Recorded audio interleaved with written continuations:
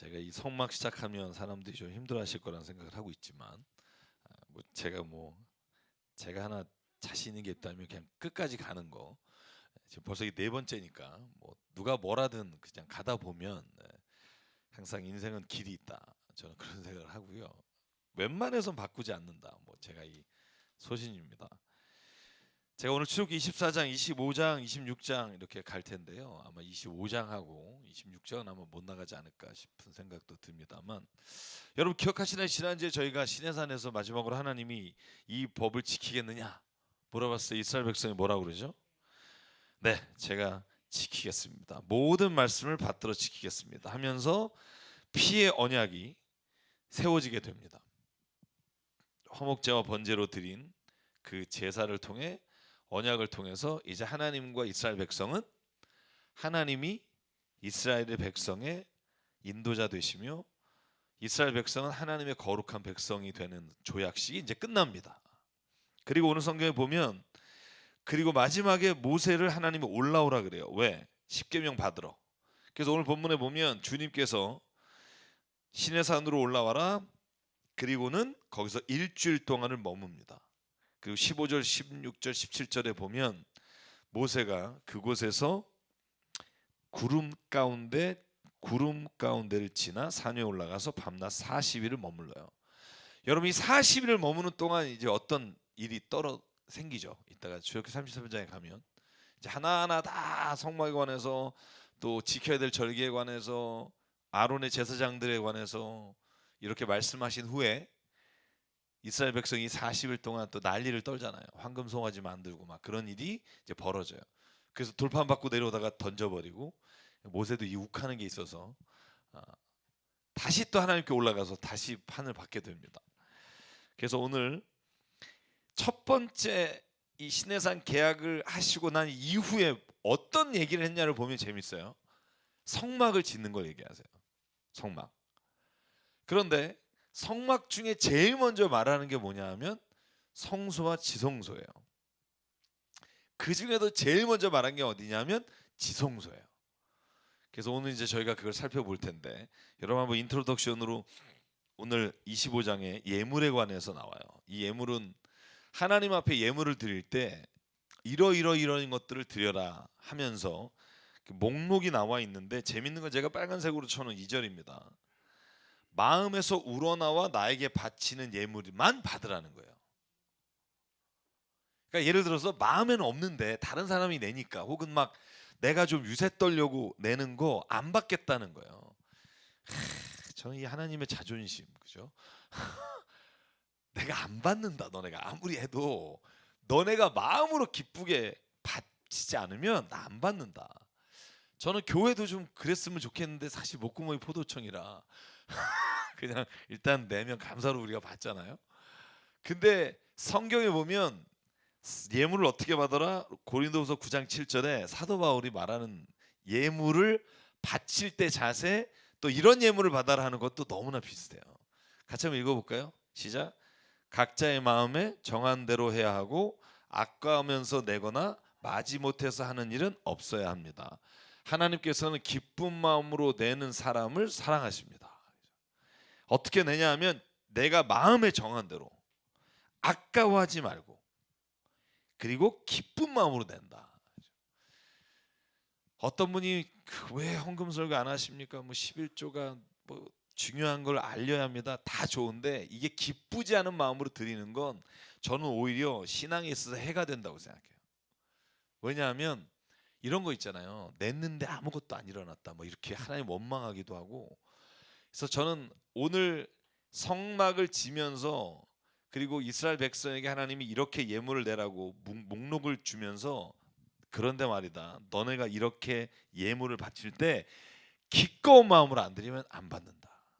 그리고는 목록이 나와요. 예물은 이러하니 금과 음과 동과 청색실과 자주색실과 홍색실과 가는 보시실과 염소털과 붉게 물든 수대한 가죽과 돌고래 가죽과 아카시아 나무와 등잔용 기름과 예식용 기름과 향품과 에봇과 가슴박이의 박을, 홍옥수와 그 밖에 보석들이다. 여러분, 이게 뭐 같으세요? 왜 이걸 먼저 할까요? 성막과 그리고 제사장의 옷을 만드는 데 들어가는 재료들이에요. 그러니까 하나님이 이걸 왜 지금 바치라고 하냐면 성막을 질 때 너네들이 자발적으로 기꺼이 내는 것으로 성막의 휘장과 그리고 등잔과 분향단과 속죄소를 내가 만들 거라는 거예요. 금으로, 동으로. 그런데 기쁜 마음으로 안 드리면 이건 의미가 없다는 거예요. 그리고 나서 이제 성소 안에 들어가는 물건들을 어떻게 만들어라 하는 것을 쭉 말씀해 주신다는 거죠. 그러니까 먼저 기록해야 될 것은 성막이 중요하고 성소가 중요하지만 그 성소와 지성소와 성막의 모든 것을 마련하고 모든 것을 세워갈 때 먼저 중요한 건 기꺼운 마음으로 이걸 하느냐는 거예요. 저는 이걸 요즘 말로 하면 교회를 아무리 잘 세운다 그래도 그 안에 하나님의 기뻐하시는 마음으로 세워지지 않으면 그 교회는 교회가 아니라는 거죠. 그 교회는 그냥 헬스클럽 아니면 무슨 우리끼리 모여서 뭐 좋은 일 하는 클럽이 된다는 거죠.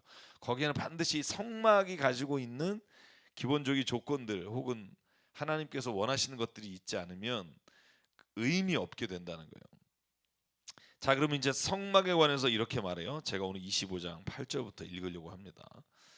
자, 8절부터 16절까지만 먼저 읽을게요. 8절부터 16절 저랑 같이 읽을게요. 출애굽기 25장 8절에서 16절까지만.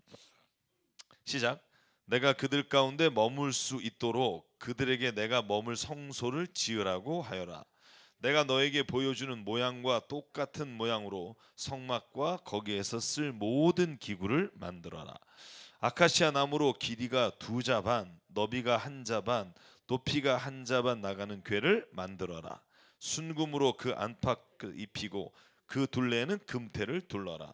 금고리 4개를 만들어서 그 밑에 4 모퉁이에 달되 한쪽에 고리 2개, 다른 한쪽에 고리 2개를 달아라. 그리고 아카시아 나무로 채를 만들어서 금을 입혀라. 그 채를 궤 양쪽 고리에 끼워서 궤를 맬 수 있게 하고 그 채들을 궤 고리에 그대로 두고 거기에서 빼내지 말아라. 내가 너희에게 줄 증거판을 그 궤 속에 넣어 두어라. 아멘. 자, 이제 보면 하나님이 왜 성막을 만들라 그랬냐면 내가 거기에 머물 수 있도록. 하나님 머무시겠다는 거예요. 특히 어디에 머무냐 하면 속죄소라고 하는 그룹이라고 하는 하나님의 전령사처럼 하나님의 뜻을 전하는 영적 존재를 그룹이라고 말하는데 이 그룹 사이에 내가 거하면서 너희 백성을 만나주겠다 이렇게 말씀을 하세요. 그래서 여러분 교회는요 모든 곳에 하나님은 계시지만 교회 안에 하나님의 임재하심이 있다는 거예요. 저는 그걸 믿습니다. 그런데 그 교회 안에 하나님의 임재하심이라는 게 어떤 우리가 생각하는 멋있고 훌륭한 것으로 임재하는 게 아니라 하나님의 향한 믿음이 그 안에 얼마만큼 있느냐가 그 성소 안에 거하시는 하나님을 만날 수 있느냐를 결정한다는 거예요. 이따가 그런 본문들이 너무나 많이 나와요. 한번 살펴보도록 하고요. 제가 이 질문을 한번 드려보는 거예요. 우리는 왜 성막을 알아야 될까? 여러분 우리가 지금 성막 공부하잖아요. 뭐 한 2,500년 전에 이 성막을 3,000년이 넘었죠. 그죠? BC 1,100년 정도니까 3,000년이 넘는 그때 성막을 왜 배워야 되냐는 거예요 지금. 그죠? 장로님, 뭐 이걸 왜 배워야 될까? 이런 생각하는 분이 있어요. 근데 여러분 신약 성경에 나오는 모든 이야기는 성막을 이해하지 못하면 알 수가 없어요. 죄송하지만 어린 양의 피, 유월절 어린 양의 피라든가 아니면 히브리서에 나오는 9장에 특별히 성막과 관련돼서 예수 그리스도가 하시는 일에 대한 거라든가 바울 사도가 말하는 예수 그리스도가 우리의 죄를 사하셨다는 모든 증언이 성막에서 일어났던 것과 연결해서 말씀을 하고 있기 때문에 이걸 이해를 해야 그 말씀이 보다 확실하게 와닿는 거죠. 여러분 그러면 제가 먼저 한번 보여드릴게요. 자, 지금 이게 그냥 성막이에요. 근데 이걸 뭐라고 하냐면 이게 몇 규빗이죠 여러분? 가로 긴 게 100규빗이에요. 한 규빗이 45cm 정도 돼요. 여기부터 손끝부터 여기까지의 길이에요. 그죠? 여기부터 여기까지. 이거를 성경에서 자로 번역했지만 이걸 히브리어 하면 큐빗이에요. 그죠? 그러니까 이게 사람마다 다르겠죠. 45cm 있고 뭐 38cm 있을 거고 50cm 있을 거고 골리앗은 아마 이게 50cm 넘었을 거고, 그죠? 그래서 우리가 이게 정확히 몇 cm라고 그냥 추산하는 거예요. 지금처럼 도량형법이 없어서 그냥 대충 이렇게 가름하는 거죠. 이게 100규빗이고 이게 50규빗이에요. 이게 뜰의 문의 규장은 20규빗이에요. 그래서 요건 20규빗이고 전체가 50규빗, 이거 100규빗이란 말이에요. 100규빗이면 대개 한 몇 메타 될까요? 100이면 45m 되겠죠? 보통 50m일 수도 있고 조금씩 차이가 나요. 그래서 여러분 읽는 책마다 조금씩 달라요. 왜? 이게 다 다르니까. 그죠? 자, 그러면 요건 지금 대략적으로 여러분 그냥 머리에 그려보면 될 것 같아요. 요걸 뭐라고 말하냐면 뜰이에요. 근데 요게 제가 하나 보여드릴게요. 이게 예루살렘 성전이 세워지면 이 뜰이 굉장히 넓어져요. 성막과 달리. 그러니까 헤롯 시대 성전, 솔로몬 시대 성전 우리가 구분하긴 하지만 우리가 보통 보세요.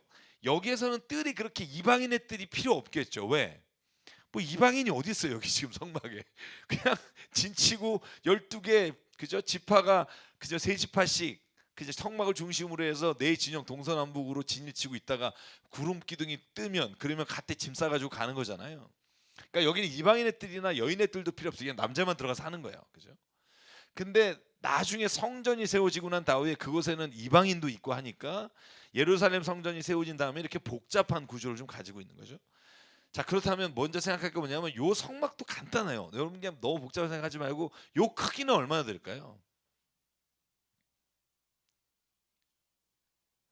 대충 이렇게 재면 이게 정확히 안 그렸기 때문에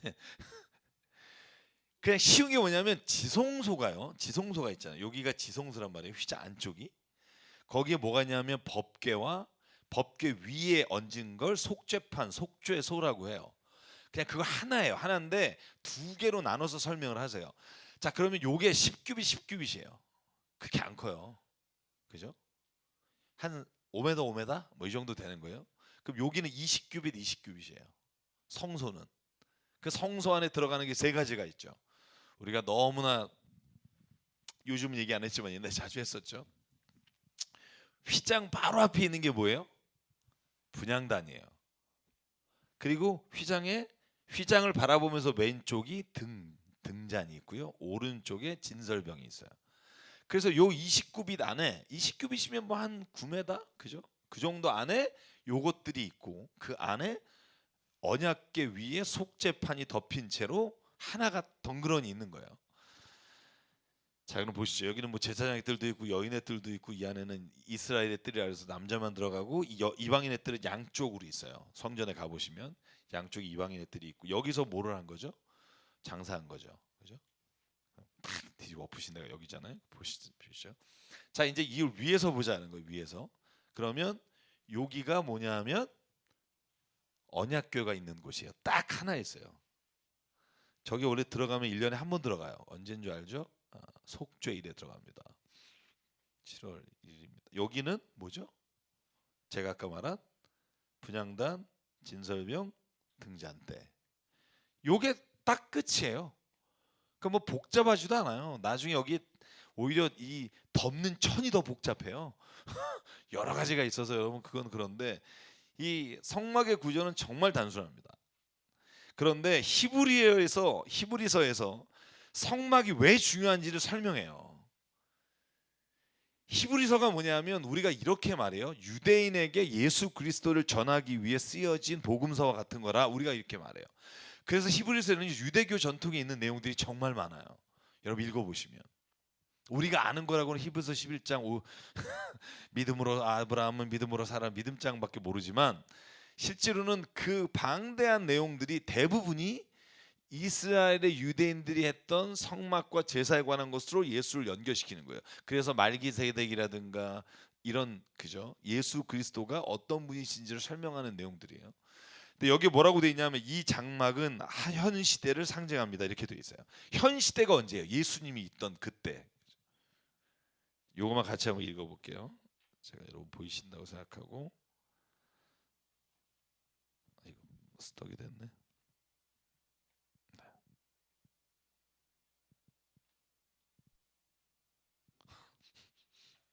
됐네요. 네. 같이 한번 읽어볼게요. 시작. 이 장막은 현 시대를 상징합니다.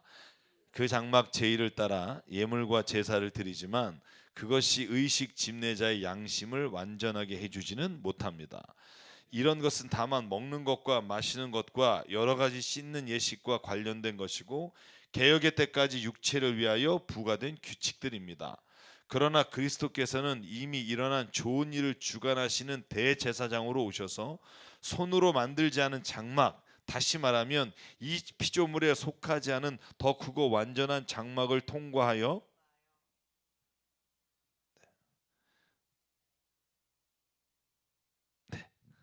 시작. 단 한 번의 지성소에 들어가셨습니다. 그는 염소나 송아지의 피로서가 아니라 자기의 피로서 우리에게 영원한 구원을 이루셨습니다. 염소나 황소의 피와 암송아지의 죄를 더러워진 사람들에게 뿌려도 그 육체가 깨끗하여져서 그들이 거룩하게 되거든. 하물며 영원한 성령을 힘입어 자기 몸을 흠없는 제물로 삼아 하나님께 바치신 그리스도의 피야말로 더욱더 우리들의 양심을 깨끗하게 해서 우리로 하여금 죽은 행실에서 떠나서 살아계신 하나님을 섬기게 하지 않겠습니까? 그러므로 그리스도는 새 언약의 중재자이십니다.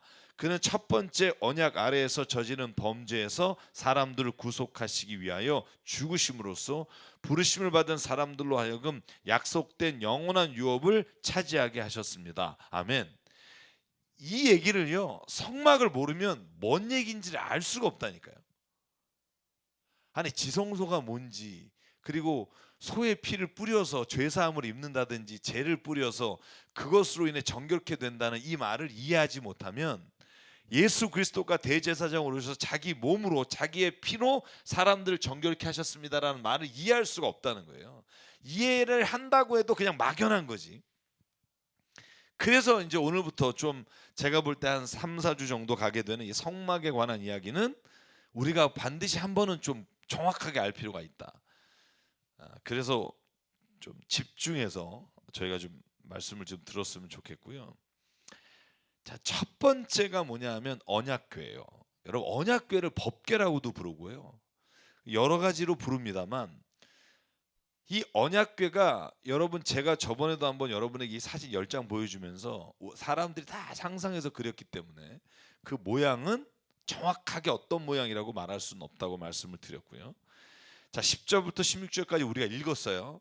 자, 길이가 2자반. 그럼 여러분 대충 한 자라는 게 규빗이에요. 그러면 여기부터 여기까지가 45cm면은 90cm가 2자죠. 그러면 반을 더하면 한 27.5 복잡하잖아요. 그래서 저는 그냥 50으로 때려 먹어요. 50씩 해버리면 125예요. 그죠? 125cm, 1m 25예요. 그러니까 언약궤가 1m 25. 그냥 이 120이라고 보통 말해요. 그냥. 그리고 이 세로하고 높이가 같아요. 몇 자예요? 한 자 반. 그러면은 한 규빗 빠지면 몇 센치 될까요? 50에다 25 더하면 75cm. 보통 그래서 여러분이 보는 책에는 120 곱하기 70이라고 돼 있어요. 근데 저는 계산하기 편하기 위해서 그냥 125가 되겠죠. 그죠? 2자 반이면 125 곱하기 75 이렇게 저는 표현하는데 뭐 그 뭔 상관이 있겠어요. 근데 그 안에 순금을 입히라는 거예요. 순금으로 입혀서 언약궤를 금으로 입히고 금고리 4개 만들고 이렇게 말을 하느니 그냥 요걸 한번 얘기하죠. 언약궤라는 게 제가 요번에 히브리어로 찾아보니까 언약궤가 히브리어로 아론이에요. 아론. 아론이 누구죠? 모세의 형이잖아요. 조금 달라요. 오히려 모세의 형의 이름이 히브리어로 쓰면 아하론이에요. 아하론. 그리고 법궤, 언약궤가 아론이에요. 보니까 안에 하자가 더해진 게 이 이름의 차이일 뿐이더라고요. 히브리어로 하자가 이렇게 쓰는데 그래서 이게 굉장히 유사하다 이런 생각을 요번에 했는데 뭐 그 이유는 설명하는 건 없지만 어쨌든 혼자서 그냥 재밌었어요. 성경은 재밌어야 읽어요. 여러분 막 찾으면서 읽어야 정말 재밌습니다. 그래서 성경을 보니까 출애굽기 오늘 16절만 보실래요? 16절에 뭐라고 돼 있죠? 그죠? 이게 뭐냐면 자 보실래요? 요게 우리가 보통 그냥 이게 법궤예요. 근데 법궤 중에 요 밑을 법궤라고 그러고요. 요 위에 금 둘레부터 이 그룹이 있는 것을 속죄판이라고 불러요. 속죄소라고도 부르고. 그래서 이제 나눠서 말해요. 이 밑에 만드는 게 16절까지예요. 너네는 아까 그 규빗대로 한 125, 75로 이 만들고 금을 씌워라. 그리고 위에다가는 이렇게 네 개를 요 채를 끼라. 채라는 게 뭐냐면 막대기예요. 막대기를 껴서 분리시키지 못하게 아예 붙여버리라는 거예요. 그래서 여러분 보통 법궤는 4명이 메고 다녀요. 사람이 매는데 이 매는 게 무랄인가 뭐 이렇게 매는 파들이 있잖아요. 레위 지파 중에도 그 세 형제 중에 이걸 메고 다니는 사람도 있다고요. 그리고 나서 이 위에는 따로 지금 하라고 하는 건데 이 안에 뭐가 들어있다고 그래요? 좀 전에 저희가 읽은 거 증거판. 증거판이 뭐죠? 우리가 그냥 모세의 십계명 돌판을 증거판이라고 번역을 해요. 자, 그러면 뭐가 들어가요? 법궤 안에 증거판이 들어가죠. 근데 우리는 어떻게 알고 있어요? 법궤 안에 뭐가 들어간다? 법궤 안에 증거판, 모세의 돌판, 그 다음에 아론의 쌍난 지팡이, 그 다음에 만나. 근데 정말 죄송하지만 이 레위기나 출애굽기에는 그 세 개가 들어간단 말이 안 나와요. 증거판만 들어간다라고 써 있어요. 그래서 제가 뒤져봤어요. 엄청 뒤져봤더니 열왕기상 8장 9절에 오직 2개의 돌판 말고는 아무것도 넣지 마라라고 써 있어요. 이때가 언제냐면 여러분 솔로몬 이후에요. 그죠? 그러면은 이때 보니까 법궤 안에는 증거판밖에 없었다는 거예요. 그런데 여러분 그 민수기 7장 4절에 보면 17장 4절에 보면 그 지팡이를 회막 안에서 내가 너희와 만나는 곳이 증거 앞에 두라고 돼 있어요. 넣으라고 돼 있진 않고 만나는 출애굽기 16장 33절에 보면 항아리에 만나 한 호멜을 넣어서 간수하라고 돼 있어요. 그러니까 이게 법궤 안에 넣었다는 말은 없어요. 그리고 우리는 뭘 근거로 해서 그 세 개가 들어갔다고 하느냐? 아까 읽은 히브리서예요. 히브리서 9장 4절에 보면 이렇게 기록돼 있어요. 오늘 제가 손이 안 좋은지 자꾸 안 움직이네. 네. 자, 보시면 거기 이렇게 돼 있어요. 시작. 거기에는 금으로 만든 분향제단과 온통 금으로 입힌 언약궤가 있고 그 안에는 만나를 담은 금항아리와 싹이 난 아론의 지팡이와 언약을 새긴 2개의 돌판이 들어 있습니다.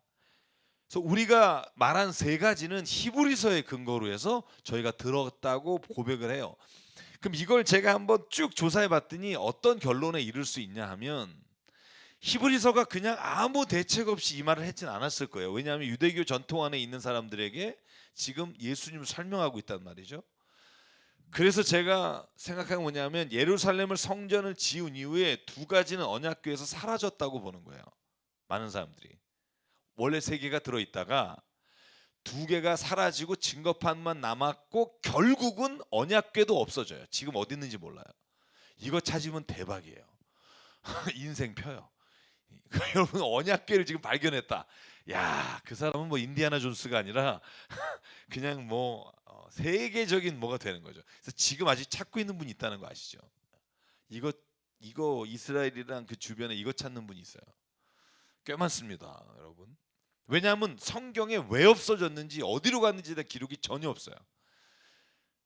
근데 저는 또 우리가 신학자들 중에 이렇게 생각하는 사람이 있어요. 이 언약궤가 없어진 것이 우상처럼 언약궤를 들고 다니며 전쟁 때마다 가지고 다녔던 마치 우상으로 여겼던 것들을 하나님이 아예 없애셨다라는 의미로 생각하는 분들도 있어요.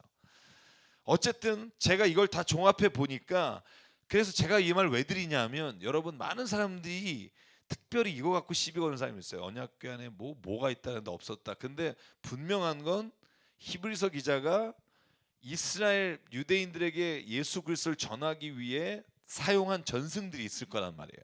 그 전승들에는 분명히 이 3개가 다 들어있다고 돼 있었을 거고 열왕기상 8장에 보면 왜 이런 말이 있을까?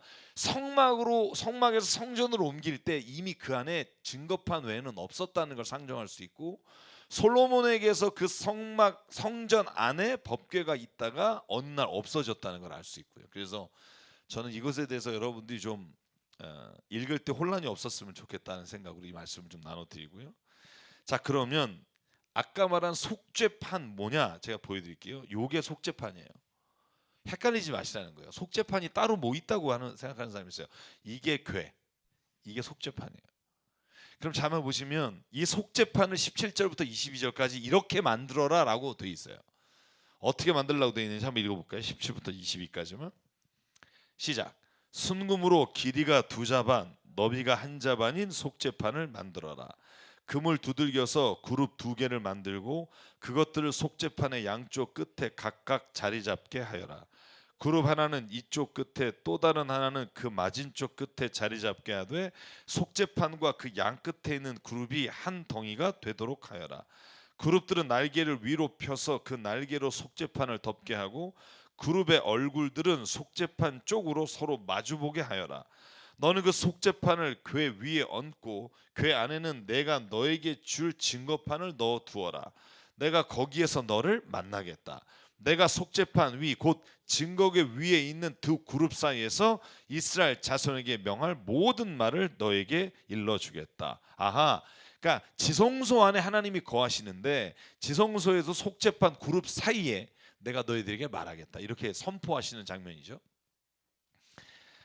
자, 그런데 그러면 여러분 그룹은 뭘까요? 창세기 3장 24절에 에덴 동산에 여러분 선악과를 따먹고 난 다음에 하나님이 이렇게 말해요. 두 그룹을 둬서 생명나무를 지키게 하겠다. 그룹을 상상해서 그린 건 아니에요. 여기 돼 있는 대로 그린 거예요. 그죠? 날개를 펴고. 여러분 그룹을 가장 잘 설명하는 성경이 에스겔서 22장이에요. 22장이면 그룹에 대한 얘기가 쫙 나와요. 이사야 6장은 스룹에 대한 얘기가 나오고 스룹과 그룹을 구분하면 재밌는데 오늘 하다 보면 날 셀 것 같아서 일단 그룹만 얘기하면 그룹이 또 언제 나오면 요한계시록에 나와요. 자, 그러면 그룹은 어떤 존재인가 보시죠. 그냥 그룹을 제가 스룹과 비교한 걸 보면 스룹은요 날개가 6개예요. 수룹이 언제 나오죠? 이사야가 하나님 만날 때, 그죠? 수룹들이 나타나서 입에 숯불을 대고 이 이야기 나오는 수룹이에요. 하나님 보호자 앞에서 하나님을 높여드리는 존재라고 돼 있어요. 그룹은 뭐냐면 얼굴이 4개예요. 그래서 얼굴이 각각 사람, 사자, 소, 독수리로 나타나고 이게 에스겔서와 말씀이 나타나는 장면이에요. 그래서 이걸 근거로 해서 이제 이 그룹을 만든 거죠. 그런데 우리가 보면 아시겠지만 이 그룹의 얼굴 4개를 정확하게 그리진 않았어요. 그래서 여러분이 뭐 너무나 많은 뭐 이런 형상들이 있기 때문에 제가 말씀드리는 요지는 뭐냐면 이 그룹은 하나님이 거하시는 곳이다. 하나님의 보좌를 지키는 것을 그룹들이 하는데 하나님이 여기에 나타나시겠다고 약속하신 거죠. 자, 그러면 이제 여러분 이제 지성소는 끝났어요. 지성소 안에는 딱 하나밖에 없기 때문에 하나님의 언약궤와 그 위에 속죄소 혹은 속죄판. 성막이란 이름이 여러 개인 거 아시죠? 성막이란 이름이 또 뭐로 불리죠? 장막이라고도 불러요. 성막이란 단어는 그냥 텐트라는 뜻이에요. 처음에는 이 장막이 성막이라고 불리고 성소라고도 불리우고 하나님의 집이라고도 불리우고 이 모든 단어가 같은 뜻이에요. 그래서 성경 안에 제가 아까 그 성경 구절 말씀 안 드렸지만 제가 요 밑에 써놓은 구절들이 있어요. 그게 뭐냐면 여기인데 회막이라고 한 건 출애굽기 27장 21절, 장막은 출애굽기 25장 9절. 오늘 저희가 읽은 거 증거막이라고도 써 있고 성소라고 써 있는데 이 의미는 원래 천막이라는 의미에서 하나님이 거하시는 장소라는 뜻으로 포괄적인 개념으로 동일한 단어로 보시면 돼요. 이거 가지고 너무 막 구분할 필요는 없다. 제가 그 얘기를 꼭 드리고 싶고요. 자, 그러면 속죄판 다음에 진설병이에요. 진설병의 사진부터 보여드릴게요. 네. 진설병, 이게 진설병이에요. 여러분 말로 이렇게 설명을 들어봤자 형상이 안 떠오르잖아요. 진설병도 꽤 커요. 여러분 진설병이 아까 법궤만큼 큽니다. 2규빗이에요. 아까 2규빗 반이었잖아요. 그러면 여기 보시면 길이가 2자라고 돼 있죠. 그죠? 너비가 1자, 높이가 1자예요. 그러면 거의 법궤만큼 크기란 말이죠. 진설병의 위치가 어디냐면 딱 들어가서 휘장을 보고 오른쪽이에요. 오른쪽에 진설병이 있어요. 진설병의 가장 유명한 사건이 어디예요? 사무엘 하에 다윗이 소년들과 함께 배가 고파서 갔을 때 노비란 지역의 아히멜렉 제사장이 너희가 여자를 범하지 않고 너희가 정결하다면 이 떡을 먹을 수 있다고 준 게 진설병이에요. 그때 예수 그리스도께서 왜 너희가 이걸 먹느냐 안식일에 예쓰게 했을 때 다윗이 진설병을 먹었다 이렇게 말씀하시는 장면이 다 같은 진설병이에요. 여러분 좀 따라오시고 있죠? 네. 그래서 이 진설병이라는 게 어떻게 여기에 써 있냐면 고운 가루로 만들어서 누룩을 넣지 않은 빵이에요. 네. 우리가 흔히 무교병이라고 부르죠. 이걸 6개씩 두 칸을 쌓는 거예요. 그리고 그 사이에는 물을 할 수 있는 잔과 병이 있어요. 이거를 보통 이렇게 가로막으로 돼 있는데 이걸로 가로막았더라고요. 다 사진이. 저는 이제 가로막는 게 따로 있는 줄 알았는데 뭐 사진이다 이러니까 일단 따라갈게요. 이거 똑같아요. 이것도 채를 껴서 막대기를 껴서 항상 옮기는 사람들이 메고 옮기게 돼 있고 못 만지게 돼 있어요.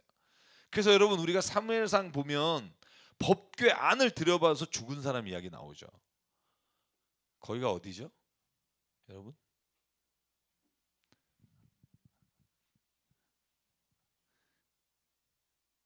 벳세메스에서 이렇게 가가지고 그죠? 그 사람들이 열어봤을 때 5만 명이 죽었다 돼 있고 5만 70명이 죽었다 돼 있고 여러분에게 제가 뭐라고 설명했어요? 사본 중에 두 가지 사본이 있는데 70명일 확률이 크다. 왜냐하면 5만 명이 줄 서서 앞에서 죽어가는데 계속 증거해 본다는 게 이게 사실은 말이 되지 않고 그래서 원래 숫자가 작은 숫자가 먼저 나오게 돼 있는데 이 본문만큼은 그게 바뀌어 있어서 저희가 70명일 것이라고 추산해요. 그리고 실제로도 가로치기로 돼 있어요. 여러분이 읽어보면 5만 가로치고 70명 이렇게 돼 있습니다. 어떤 사본은 5만 70명이라고 돼 있고. 근데 제가 왜 이 말씀을 드리냐면 한번 보실래요? 속죄소를요. 그러니까 법궤안을 들여다봤다는 것 자체가 문제가 아니에요. 들여보려면 어떻게 해야 되냐면 속죄소 그룹 하나님이 말한 그 지키는 보좌하는 걸 들어서 손으로 잡아서 열어야 들여봐요. 그러니까 이건 굉장히 의도적이라는 걸 알 수 있는 거예요. 예를 들어서 막 이게 벗겨졌는데 봤을 수도 있겠지만 그 안에 자세한 설명을 없기 때문에 그걸 의도적으로 들어서 옮겨서 쳐다본 행위를 했을 때 하나님께서 그들을 죽이셨다 이런 표현들이 있는 거고요. 자, 그러면 진설병의 역할이 뭐냐? 이걸 먹진 않아요. 나중에 일주일에 한 번씩 바꿀 때 제사장들이 먹지만 일반 사람은 못 먹게 돼 있는 거예요. 그러면 이건 뭘 상징하는 걸까? 제가 여기에 넣었어요. 안식일마다 12개의 빵을 바꿔서 놔요. 그리고 빵은 서로 붙지 않도록 6칸 높이에 놓으라고 레위기 24장에 돼 있고 예수께서 이런 말씀하시죠. 나는 생명의 떡이다. 그러니까 성막 안에 있었던 모든 사건은 예수 그리스도의 삶과 생애와 그분이 하신 일과 연결이 된다는 거예요. 그리고 요한복음 6장 35절 이렇게 말하죠. 예수께서 그들에게 말씀하셨다. 내가 생명의 빵이다. 내게로 오는 사람은 결코 줄이지 않을 것이다. 이게 예수께서 에고 에임이라는 헬라어의 유명한 용법이 있어요. 나는 뭐뭐이다라는 거. 그게 하나님이 나는 스스로 있는 자다. I am that I am. 출애굽기 3장 14절에 말씀하신 게 예수께서 나는 이런 것이다. 이런 사람이 나는 세상의 빛이다. 나는 세상의 생명의 빵이다. 이게 다 같은 용법으로 하나님이 자기를 나타내실 때 쓰는 방법이에요. 그래서 예수는 6번을 말하죠. 나는 곧 길이요 진리요 생명이니 나는 선한 목자다. 이렇게 6번을 나는 뭐뭐이다라고 표현함으로 하나님이신 것을 간접적으로 표현했다고 제가 문법적으로 보는데 예수께서 오늘 진설병의 떡이 되셨다는 거예요. 이 진설병의 떡은요 어떤 의미를 갖고 있냐면 하나님께서 이 백성을 모두 다 먹이시겠다는 약속의 말씀과 같은 거예요. 그걸 예수께서 내가 생명의 빵이다. 나를 먹는 자는 결코 물을 마시는 자는 목마르지 않고 나를 먹는 자는 배고프지 않다. 그죠? 그래서 저는 이 진설병은 예수께서 오셔서 친히 내가 생명의 떡이라고 진설병의 자리를 대신 예수께로 옮기셨다고 봐요. 두 번째 등잔대입니다. 등잔대. 여러분 등잔대 한번 그림부터 보죠. 보통 이 살구나무 형상으로 만들었고 여기에 4개의 세워라 이렇게 돼 있고 이게 다 하나로 붙여서 연결되어서 만들어라. 7개예요. 좌우에 3개씩 똑같이 만들어라. 근데 여러분 이 아까 그 진설명도 마찬가지고 언약궤도 그룹도 마찬가지고 이 살구도 마찬가지고 부어서 만들지 못하게 돼 있어요. 주물로 돼 하진 못하게 돼 있어요. 다 보시면 두들겨서 만들게 돼 있어요. 여러분 우리가 제단 쌓을 때 뭐 하지 말라 그랬죠? 정을 대지 말라 그랬죠. 여기도 마찬가지예요. 그러니까 그게 무슨 의미일까 여러 가지 해석이 가능하지만 저는 이 하나님의 어떤 그 성막에 들어가는 물건을 만들 때 내가 정성을 다해서 만들라는 의미가 저는 있다고 생각해요. 그러니까 제단에는 인위적으로 만들지 마라 하나님의 이런 말이 있지만 이 안에 들어가는 것만큼은 너희의 정성을 다해서 만들어라라는 의미를 좀 담고 있다고 봐요. 두 개를 구분해서. 자 여러분 등잔대는 무슨 의미냐면 기름을 태워서 불을 밝히는 역할이에요. 여러분 그래서 이 등잔대는요 진설병이 오른쪽이고 왼쪽이 등잔대예요. 그래서 등잔대를 불을 켜면 진설병을 비추게 돼 있어요. 그게 레위기에 나와요. 그러면 등잔대는 어떻게 하느냐? 저녁마다 불을 켜요.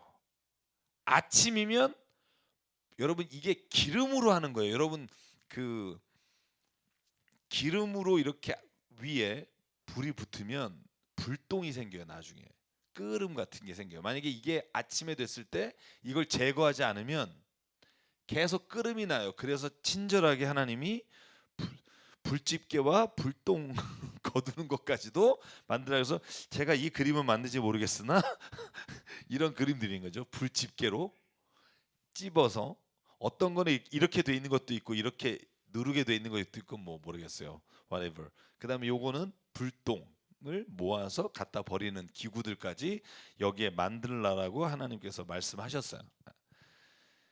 근데 등잔대는 뭐냐? 예수께서 이렇게 말해요. 난 세상의 빛이다. 그죠?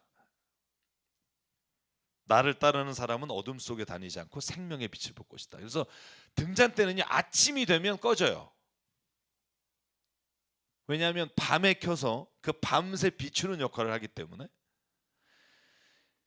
등잔대의 높이나 크기에 대해서 나오지 않아요. 성경에 어디에도. 유대 전승에 의하면 제가 보니까 3규빗, 2규빗으로 만들어서 세웠다고 돼 있어요. 그러니까 꽤 크죠. 작은 게 아닙니다. 사진으로도 보면 여러분 진설병보다 높아요. 3규빗이라. 왜냐하면 2규빗반보다 더 높단 말이에요. 등잔대가 꽤 크다는 얘기죠. 그래서 여러분 보시면 이게 작은 크기가 아니고요. 그래서 아까 이렇게 전체를 보는 사진에서 봐도 결코 작지 않게 컸습니다. 그러나 성경에 이 크기는 나오지 않아요. 그래서 저희가 보통 이 등잔대 역할은 여러 가지가 있겠으나 신약에 넘어와서 예수 시대에는 우리가 세상의 빛이다. 그죠? 너희는 세상의 빛이다. 빛을 우리가 등경 위에 두지 발밑에 두지 않는다. 그러니까 너희가 너희의 착한 행실로 많은 사람들에게 하나님께 영광을 돌리게 하라. 그래서 저는 세상의 빛이라는 게 결국은 착한 행실이라고 연결이 된다고 볼 수 있고요. 그래서 여기는 자세하게 나와요. 곁가지가 6개 나오게 하는데 한쪽에 3개, 한쪽에 3개로 해서 모두가 연결되게 해라. 그리고 만드는 방법들을 자세하게 했어요. 그래서 어쨌든 제가 거기까지는 우리가 자세히 보지 않아도 될 것 같다 이런 얘기를 드리고요. 이제 분향단입니다. 제가 왜 30장으로 넘어가냐 하면 26장부터는 다시 천막에 대한 게 나와요. 어떤 천으로 만들어라.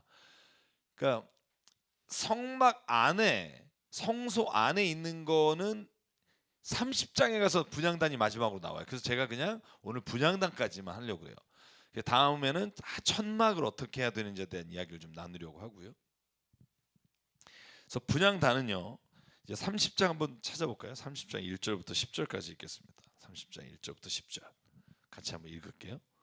네, 1절부터 10절까지. 자, 시작.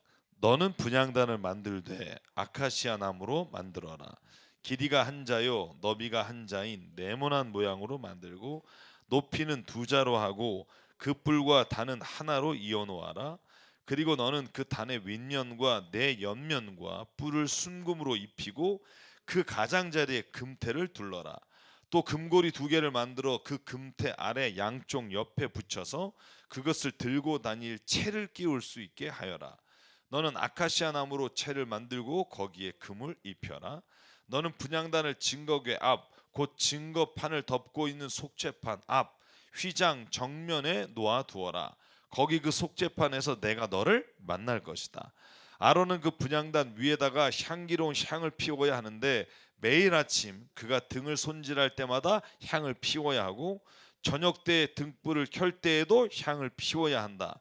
이것이 너희가 대대로 계속하여 주 앞에서 피워야 하는 향이다. 그 위에다가 다른 이상한 향을 피워서도 안 되고 번제물이나 곡식 제물을 올려서도 안 되고 그 위에다가 부어드리는 제물을 부어서도 안 된다. 아론은 분향단 뿔에 한 해에 한 번씩 속죄 예식을 하여야 하고 한 해에 한 번씩 속죄의 피를 발라서 분향단을 속죄하여야 한다. 너희는 대대로 이와 같이 하여라.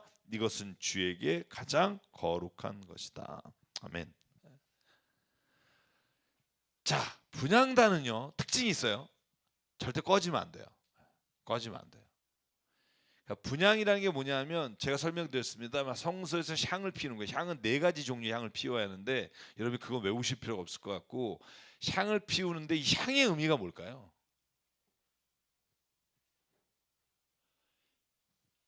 제가 여러분 헷갈릴까 봐 성경을 제가 이렇게 출애굽기 30절 36절 찾아놨어요.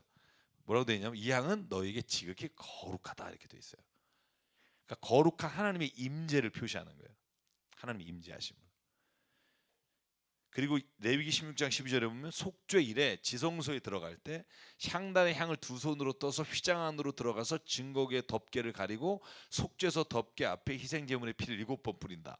자, 여러분 이거 잘 보시네요. 이거 좀 헷갈릴 수 있어요. 속죄일에 들어가서 뭐 하죠? 지성소에 피를 뿌려요. 그때 그냥 들어가면 안 돼요. 향단의 향을 2손으로 들고 휘장 안에 들어가서 먼저 향으로 지성소와 그룹을 가려야 돼요. 그리고 나서 7번의 피를 뿌려야 돼요. 왜냐하면 하나님의 그 향을 통해서 그 들어가는 사람이 죽지 않게 되는 게 향 때문이에요. 레위기에 나오는 말씀이에요. 저도 이거를요 여러분 너무 헷갈리는 게 뭐냐면 이게 띄엄띄엄 있어요. 출애굽기에 좀 있고 레위기에 있고. 그래서 누구든지 속죄일에 지성소에 들어갈 때 향단의 향을 2손으로 떠도 휘장 안에 들어가서 증거궤를 그 향으로 가려야 돼요. 그리고 나서 소위 피를 뿌리는 거죠. 그리고 나와서 어디다 뿌리냐면 아까 분향단의 4뿔에 그 피를 바른다고요. 그러면 분향단이 무슨 의미가 있을까요? 여러분 보시면 이 분향단이 이렇게 생긴 거예요. 똑같이 한 규빗 한 규빗씩이에요. 그러니까 50cm 50cm쯤 되겠죠. 한 규빗으로 만들어서 4개의 뿔이 있어요. 그리고 그 위에 향을 피우는데 절대로 이후에 다른 제물을 올려놓지 못하게 돼 있어요. 왜? 밖에 분향단이 있잖아요. 번제단. 밖에 번제단에는 제물을 태우는 거고 여기는 향을 태우는 거예요. 구조는 비슷해요. 거기도 4뿔이 있어요. 번제단에 아시죠? 번제단에 뿔이 없나요? 갑자기 헷갈리네. 어쨌든 나중에 한번 보죠. 이 4뿔에다 일단 여러분 그 피를 바른단 말이에요. 근데 그 뜻이 뭐냐면 이것이 하나님의 임재에 대한 거룩하심이기 때문에 하나님의 거룩하신 임재를 혹여라도 우리가 죄로 인해 여러분 이거 아시죠? 제가 레위기 할 때 말씀드렸었는데 인간이 죄를 지잖아요. 그러면 성소가 더럽혀져요. 그래서 속죄일에 성소를 깨끗하게 하는 거예요. 재밌어요. 그래서 이 모든 것들이 우리의 죄가 성소와 연결돼 있다는 거예요. 와, 저는 이게 굉장히 놀라웠었어요. 왜냐하면 우리가 죄를 짓는 거 끝나지 않고 우리의 죄가 하나님의 처소를 더럽힌다는 거예요. 이게 성경적 개념의 죄예요. 나 하나가 죄 짓고 그냥 끝나는 게 아니라 내 죄가 하나님의 창조자이신 하나님의 지성소를 더럽히게 되는 거예요. 그래서 속죄일에 그것을 속죄하고 깨끗게 하는 거예요. 하나님의 거룩한 임재 상징인 내 뿔을 또 피를 뿌려서 깨끗게 하는 거예요. 그래서 여러분, 우리가 그냥 단순히 죄 한번 짓는 거로 그냥 회개하고 그렇지만 하나님께는 이 거룩함이, 하나님의 거룩함이 훼손된다고 보는 거예요.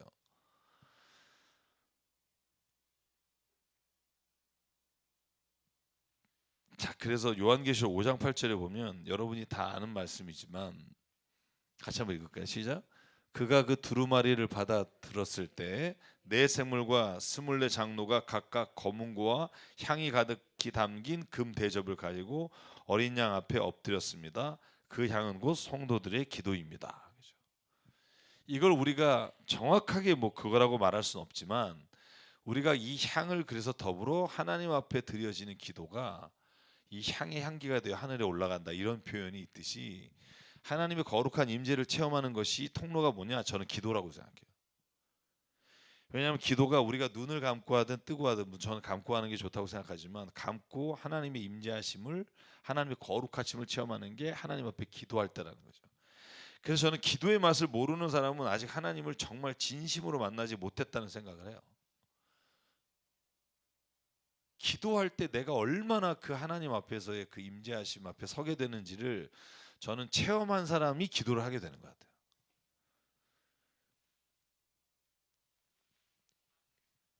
그래서 여러분, 그 7절부터 우리가 10절까지 읽었는데 절대로 꺼트리지 말아야 될 것은 성소 안의 향이에요. 이 향. 그래서 저는 오늘 이 말씀을 여기까지 오늘 더 보지 않고 여기까지 하고, 왜냐하면 또 그 다음에 천막에 관한 말씀은 저희가 이어서 쭉 가는 게 좋을 것 같아서 오늘 여기까지 말씀을 드리면서, 제가 오늘 여러분이 그 성소 안에, 지성소 안에 있었던 모든 것들이 예수님과 연결된다는 거예요. 예수께서 그 성소와 지성소 안에 있었던 모든 사역을, 모든 역할을 예수께서 다 감당하시고 십자가에 죽으셨다는 거예요. 그게 히브리서의 기자예요. 특별히 어린 양의 예수께서 그가 피를 흘리심으로 구약의 제사의 소와 양이 흘렸던 그 피를 오히려 한 번에 다 끝내버리신 게 예수님의 속죄의 피라는 거예요. 이걸 이해하지 못하면 구약의 제사드림으로 말미암아 죄 사함을 받는 것에 대해서 우리가 이해하지 못하면 예수님의 이 속죄에 관해서 이해할 수 없다는 거예요. 자, 잘 보실래요? 이스라엘 백성에게 지금 히브리서가 쓰고 있을 때 이런 거예요. 자, 여러분 아시죠? 여러분이 죄 졌어요. 그러면 제물을 잡아서, 제물의 각을 누가 따냐면 가지고 온 사람이 각을 떠서 제사장에게 줘요. 그럼 제사장이 가릴 것 가리고 버릴 것 버리고 번제단 위에 올린단 말이에요. 그러면 이 짐승의 죽음이 곧 내 죄가 사해지는, 그래서 아까 히브리서에 그런 거죠. 하물며 짐승의 피가 우리를 정결케 할 수 있다면, 전제예요. 유대인들은 이걸 믿으니까, 그리고 이게 하나님께서 구약에 하신 법이니까, 있다면 생명 되시고 성령 안에서 이 땅에 오신 예수께서 자기를 죽여 피 흘려 그가 우리의 죄를 속해 주신다면 완전히 사함을 하지 않겠는가라고 유대인들에게 설명하는 거예요. 제가 그랬죠. 여러분 교회 안 다니는 사람들 그러죠. 아니 뭐 이렇게 예수가 십자가에 죽어서 복잡하게 우리를 구원하냐. 그럼 제가 역으로 물어요. 어떻게 구원하시면 좋겠냐. 좋은 방법을 한번 얘기해다오. 여러분, 우리가 뭔가를 대속할 때 우리가 왜 딸한테나 우리 자식한테도 우리가 뭔가 야 너 잘못했지 그러면 이렇게 해 라고 말하는 게 각자마다 다르잖아요. 그런데 그 약속을 지키느냐 안 지키자잖아요. 근데 하나님께서 성막에서 제사를 드림으로 인해 하나님이 너의 죄를 사해 주시겠다고 이 피의 제사를 약속하셨고, 그 방법으로 이스라엘 백성이 살아온 거죠. 근데 우리는 피의 제사를 드려본 적이 없잖아요. 여러분 소 각든 적 있나요? 양을 각든 적 있나요? 없잖아요. 우리는 그러면 그 구약에 드렸던 그 제사를 신약의 예수 그리스도로 말미암아 단번에 드리신 것을 우리가 또한 그와 함께 죽음으로 인해 나도 죄로부터 구원받았습니다라는 믿음의 고백으로 오늘 온전한 죄 사함을 받게 됐다는 게 하나님이 정해놓은 속죄함과 대속의 법칙이라는 거예요. 여러분 이걸 믿을 때 은혜가 되는 거예요. 왜냐하면 하나님이 나를 위해 대신에 죽으셨기 때문에. 다른 누구를 대신 죽인 게 아니라 친히 그가 나의 죄를 대속하기 위해 죽으셨습니다. 로마서 5장 7절 8절 세상에서 악인을 위해 죽는 자는 없고 의인을 위해 혹 죽는 자가 있을지라도 우리가 아직 죄인 되었을 때 예수께서 십자가에 죽으심으로 우리의 죄를 담당하셨습니다. 이게 성경이 말하는 하나님에 대한 우리의 사랑에 대한 확증이라는 거죠. 그래서 저는 지성소와 성소를 여러분 읽으면서 저는 예수 그리스도의 어떤 십자가의 죽으심에 대한 사건이 나에게 어떤 의미가 있는지에 대한 게 성경적으로 모든 바울을 비롯한 사도들의 고백이 다 거기서 시작되는 거예요. 제사를 드리는 것에서 예수 그리스도의 피 흘림까지. 그래서 여러분 오늘 한 10분 정도 일찍 끝나겠지만 이 성소에 대해서 좀 머리로 좀 늘 가지고 계셨으면 좋겠어요. 네, 늘 딱 그러면 여러분 떠올랐으면 좋겠고. 네. 그래서 여러분이 혹시 질문 있으신가요? 오늘 또 여유 있게 끝나서.